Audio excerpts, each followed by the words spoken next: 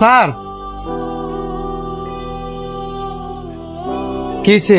Sir আপনার ওই বন্ধুরা তো আবার আইছে, সাথে দুজন নিয়েও আইছে। আইসে তো তোমার সমস্যা কি? কি চাই গিয়া দেখো। উনার ভালোর জন্যই কই, উনি বুঝে না, একদিন ঠিকই বুঝবো।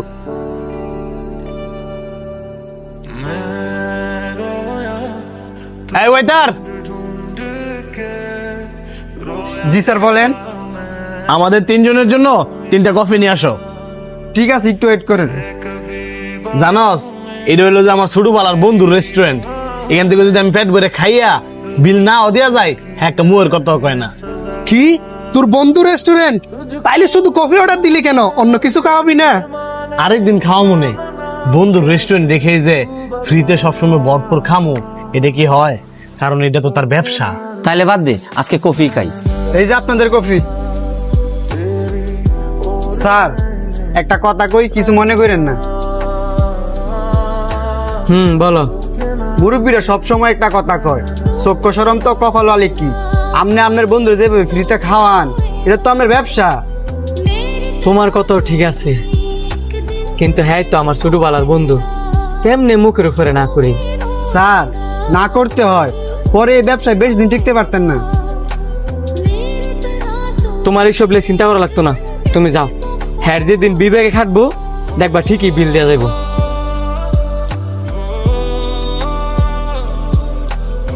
কিরে কি অবস্থা? কি অবস্থা ভাই? কি অবস্থা? তোর কথাই কইতেছিলাম, ভালো হয়েছে তুই আইসস। হ্যাঁ হইলো যে আমার ভার্সিটির ফ্রেন্ড, হঠাৎ করে আমার এলাকায় আইছে ঘুরতে, ভাবলাম তোর রেস্টুরেন্টে নিয়েই। ভালো করছস, নিয়ে আইসস। ভাই আর কি খাবেন বলেন? না না ভাই, আর কিছু খাবো না। সানি আপনার বিষয়ে যা বলছে, আপনি তো দেখি তার চেয়েও বেশি ভালো মানুষ। তেমন কিছুই না, আপনারা আসছেন উল্টে আমি আর অনেক খুশি হয়েছি। বসেন, আমার আবার ওই দিকটা দেখতে হবে।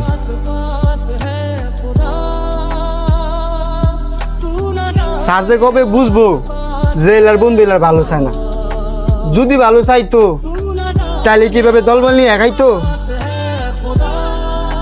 এতগুলা টিয়া।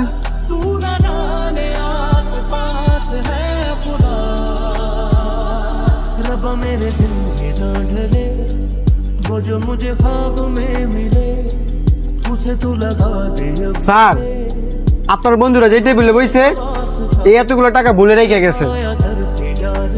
ভুল করে রেখে যায় নাই, এতদিন যে খাইছে ওইটার বিল মিটাই দিয়ে গেছে।